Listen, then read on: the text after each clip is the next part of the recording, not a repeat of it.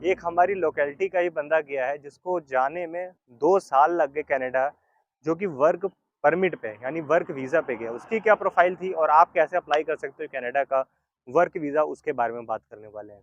तो वीडियो अच्छी लगती है, वीडियो को लाइक ज़रूर करना, अपने फ्रेंड्स फैमिली के साथ शेयर करना और चैनल पे पहली बार आए चैनल को सब्सक्राइब करना। तो अब हम यहाँ पे बात करते हैं कनाडा का वर्क वीज़ा आप कैसे ले सकते हो, कैसे मिलता है, किसको मिलता है। तो पहले मैं बता देता हूँ कि जिस बंदे का वीज़ा आया जो हमारी लोकेलिटी का था, उसका क्या प्रोफ़ाइल थी, उसका कैसे वीज़ा आया। तो उसकी जो प्रोफ़ाइल के बारे में अगर हम बात करें, तो वो बेसिकली होल्ड करता था एक होटल मैनेजमेंट की डिग्री, जिसके बाद उसको 4 साल का एक्सपीरियंस था। आफ्टर दैट उसने किसी मैन पावर एजेंसी जो कि रजिस्टर्ड कंपनीज़ होती हैं या कि रजिस्टर्ड एजेंसीज़ होती हैं इंडिया में, मैन पावर एजेंसीज़ जो होती हैं बेसिकली, जिनके पास लाइसेंस हो, उनके थ्रू उसने अप्लाई किया और 6 से 7 महीने एक्चुअली लगे इसमें एलएमआई आने में। एलएमआई यानी लेबर मार्केट इम्पैक्ट असेसमेंट। अगर कनाडा में किसी भी एम्प्लॉयर को हायर करना है, आउटसाइड ऑफ कनाडा का कोई बंदा रहता है, तो उसको एलएमआई चाहिए होएगा। इसकी कॉस्ट होती है $1250। ठीक है, इसमें प्रोसेस टाइम 6 महीने से लेके 1 साल का है, कभी-कभी ये 3 टू 4 मंथ्स में भी आ जाता है। उस केस में उसको साढ़े 6 से 7 महीने के आसपास लगे एलएमआई आने में। आफ्टर दैट उसका प्रोसेस स्टार्ट हुआ और उसने वीज़ा के प्रोसेस ने कंज़्यूम करे 2 साल के आसपास। 2 साल लगे बट उसका फाइनली वीज़ा आया और वो चला भी गया। मैंने पहला केस ऐसा देखा है, खुद देखा जिसका कनाडा का वीज़ा आया हो। ठीक है। अब आप लोग भी सोचते होंगे कि भाई कैसे कनाडा का वीज़ा अप्लाई करें? कैसे कनाडा में जॉब अप्लाई करें? किसको जॉब मिलती है? आप लोगों ने यूट्यूब पे वीडियोज़ देखी होंगी। तो एक चीज़ मैं आप लोग को बता देता हूँ, कनाडा का अगर आप लोग को जॉब अप्लाई करनी है, कनाडा का वीज़ा अप्लाई करना है, या तो आप लोगों का कोई फ्रेंड या रिलेटिव वहाँ पे होना चाहिए। मैं सारी चीज़ों के बारे में बात करूँगा तो वीडियो को लास्ट तक देखना, नहीं तो आप लोग समझोगे नहीं। जिसकी प्रोफ़ाइल होगी वो भी वीडियो बिना देखे भाग जाएगा। ये प्रोफ़ाइल है, इसमें हाइली स्किल्ड भी आ जाते हैं, इसमें स्किल्ड भी आ जाते हैं, चाहे आईटी के हों, चाहे इंजीनियर्स हो गए या हेल्थ प्रोफेशनल्स हो गए या फिर प्लम्बर हो गए, इलेक्ट्रीशियन हो गए, कारपेंटर्स हो गए, वो जिनकी इंग्लिश अच्छी है। इस ये जो ऑक्यूपेशंस मैंने बताए वो और इसमें जिसकी इंग्लिश अच्छी है वो। ठीक है, ये लोग बेसिकली अप्लाई कर सकते हैं। Apply in the sense apply तो कोई भी कर सकता है बेसिकली जॉब, ऑनलाइन पे जॉब प्लस पे जाना है और कोई भी कर सकता है। बट जिसको रिस्पॉन्स आने के थोड़े बहुत चांसेस हैं जो कि 1000 में से 1 या 2 को आ सकते हैं, ये जो मैंने प्रोफाइल बताई हैं उनको। बट इंग्लिश भी उनका लेवल इंग्लिश का अच्छा होना चाहिए, चाहे जो मैंने सारी प्रोफाइल बताई उन सारी प्रोफाइल्स का। तो अगर आपका इंग्लिश का लेवल अच्छा है और आपकी ये चीज़ें हैं, आप इन प्रोफाइल्स में आते हो, तो ही आप कनाडा का जॉब अप्लाई करने में कुछ आपको रिस्पॉन्स आएगा। ठीक है, ये लोग बेसिकली अप्लाई कर सकते हैं। इसके अलावा वो लोग नहीं कर सकते जो वेयर हाउस का देख रहे हैं या जो क्लीनर का देख रहे हैं, जो वेटर का देख रहे हैं या जो छोटी-मोटी जॉब करते हैं, वहाँ पे के फैक्ट्री वर्कर का हो गया, फार्म वर्किंग का हो गया, उसमें कुछ भी नहीं होता है। सबसे ज़्यादा फ्रॉड होते हैं इस चीज़ में कि आप लोगों को बोला जाता है फार्मिंग की जॉब है, वेयर हाउस की जॉब है, क्लीनर की जॉब है, फ्रूट पिकिंग की जॉब है, कटिंग की जॉब है, ये सारी जॉब्स हैं जिसको सबसे ज़्यादा 99.9% स्कैम होता है और ये स्कैम सबसे ज़्यादा जो होता है पंजाब में कुछ 1-2 जगह हैं, चंडीगढ़, मोहाली सबसे ज़्यादा स्कैम वहाँ पे होता है।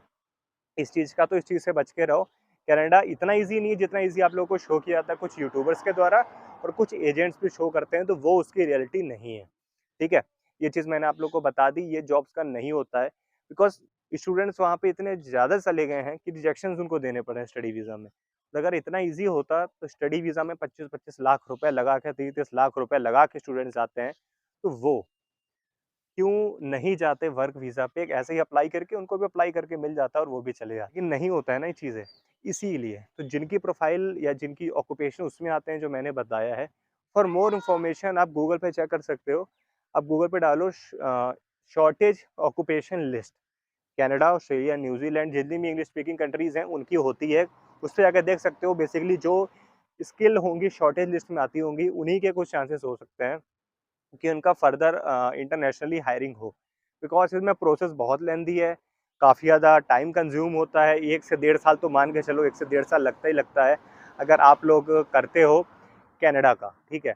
नॉर्मली इतना लगता है और एलएमए की कॉस्ट $1200 होगी जो कि तकरीबन 70,000 रुपए के आस-पास हो गई है और कनाडा का टूरिस्ट वीज़ा, जिसको पहुंचाने का कहते हैं रीच का, जो कि चंडीगढ़ में रेट अगर आप कंफर्म करोगे, क्योंकि मोस्टली वहीं के लोग इतने हैं जो पैसा दे पाए, क्लियर बोलता हूँ मैं, ठीक है, इतने पंजाबी ही लोग हैं जो इतना पैसा पे कर सकते हैं, 40 लाख 35 लाख 50 लाख फॉर डैट। बाकी किसी की इतनी दम नहीं है कि इतना पैसा खर्च कर सके, ठीक है। बट यहाँ पे मैं एजेंट्स को बोलना चाहूँगा, उनको उनको करना क्या, सिर्फ अप्लाई तो करना है ना। वीज़ा आएगा तो उनका कुछ जेब से तो नहीं जाएगा कि 10 लाख उनकी जेब से आ रहा है, 15 लाख उनकी जेब से आ रहा है। प्रोसेस की तो कॉस्ट वही जा रही है ना, 20 25 30 हज़ार रुपये, और इससे ज़्यादा तो कुछ नहीं जा रहे। इससे ज़्यादा उनको कंसल्टेंसी अपनी 20 हज़ार ले लो यार, 40 50 हज़ार उनको डन करके दे देना चाहिए। बट नहीं, वो 50 लाख 40 लाख अप्लाई करेंगे, वीज़ा लग गया तो ठीक है, नहीं लगा तो हर एप्लीकेंट में 10 से 20 हज़ार का प्रॉफिट रखते हैं। 40 एप्लीकेशन 50 एप्लीकेशन करते हैं और उनका अच्छा खासा अमाउंट 4 लाख 5 लाख 6 लाख एक ही बार में रेडी हो जाता है। अगर उन तरीकों में आपको आना है तो आप अपना पैसा डुबाओगे और कुछ नहीं होगा।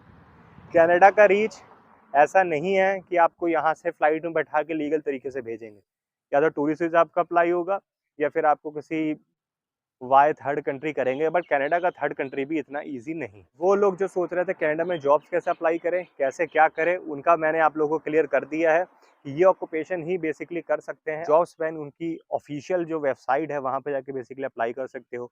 सीवी के लिए किसी को पैसा वेस्ट मत करो, आप गूगल पर डालो कैनेडियन स्टैंडर्ड सीवी, आपको सारे फॉर्मेट्स आ जाएंगे, वहाँ से देखिए क्रिएट कर सकते हो। आपको किसी को 1000 2000 5000 10,000 पैसा देने की रुपए देने की ज़रूरत नहीं है। आप किसी को पे मत करो, आप खुद बनाओ।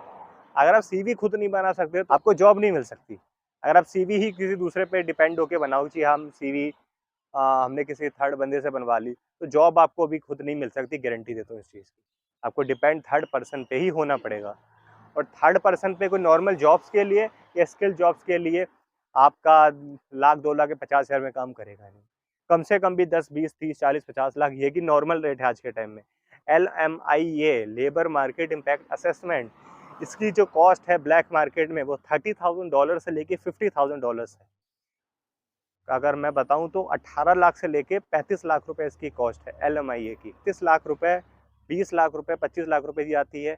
आप चलें ये भी कर लें, लेकिन वीज़ा ना दिया एम्बेसी ने तो आप क्या करेंगे, वीज़ा स्टैंप ना हुआ तो आप क्या करेंगे। वो मेन इसमें चीज़ है कि आप LMIA भी परचेज कर लो, सब कुछ भी कर लो, प्रोसेस टाइम इतना कर भी लो, वीज़ा नहीं आता है उस केस में आपका सारा कॉस्ट वेस्ट जाएगा। उस चीज़ के बारे में बस आप लोग सोचें। आप ये मत सोचो कि बस हमें कैसे भी पहुंचना है, आप लीगल तरीके से पूछो। इंडिया से वीज़ेस नहीं आते हैं। आप इंडिया के अलावा अगर आप बुल्गारिया हो, रोमानिया हो, आप यूरोप में कोई ऐसी कंट्री में हो जहाँ पे सैलरी भी भले अच्छा नहीं हो, चाहे बुल्गारिया चाहे रोमानिया 600-700 यूरो सैलरी होती है। आप माल्टा में हो, क्रोशिया में हो, पुर्तगाल में हो, पोलैंड में हो, जर्मन में हो, फ्रांस में, कहीं पे भी हो, वहाँ से अप्लाई करो, डेफिनेटली आपको वीज़ा ग्रांट होगा। इंडिया से चांसेस कम होते हैं क्योंकि इंडिया से इलीगल माइग्रेशन ज़्यादा होती है। एक बंदा अगर टूरिस्ट वीज़ा पे जा रहा है वापस नहीं आ रहा है तो उससे 1000 बंदों पे इम्पैक्ट पड़ेगा जिसकी प्रोफाइल अच्छी होगी।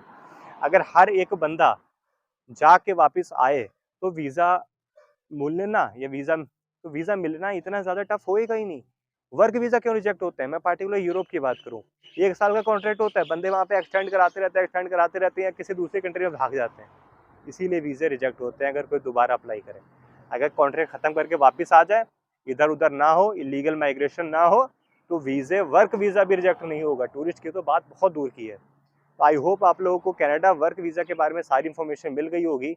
वो जो बंदे का जिसको हमारी लोकेलिटी में इसका वीज़ा आया, उसकी प्रोफाइल ऐसी थी कि मुझे नहीं लगता कि सारी प्रोफाइल ऐसी उनके वीज़ा, उसका लक भी कुछ ऐसा था कि उसका वीज़ा आया और फाइनली 2 लाख उसका टोटल स्पेंडिंग थे आई थिंक, और 1,90,000 या 1,95,000 2 लाख के आसपास उसकी स्पेंडिंग थी और फाइनली वो बंदा पहुंच चुका है कनाडा, ठीक है।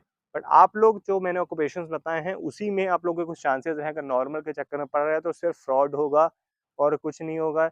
एजेंट्स मेडिकल के नाम पर फ्रॉड करते हैं, एजेंट्स आपसे बोलेंगे कि आपको सैलरी से पैसा कटेगा, आपको वहाँ जाके देना है, ऐसा वैसा, सारी चीज़ें फ्रॉड होती हैं। इन चक्करों में बिल्कुल मत पड़ें। कुछ भी क्वेरी है, कुछ भी पूछना है, आप व्हाट्सएप पे कॉन्टैक्ट करो, डिस्क्रिप्शन में मिल जाएगा। पहली बार चैनल पे आए तो चैनल को सब्सक्राइब कर लो, वीडियो अच्छी लगती है, वीडियो को लाइक ज़रूर करना, अपने फ्रेंड फैमिली के साथ शेयर करना, शायद उनका भी पैसा बच सके, शायद उनको भी इन्फॉर्मेशन मिल सके। आगे मिलते हैं ऐसी इंटरेस्टिंग इन्फॉर्मेशन के साथ नेक्स्ट वीडियो में।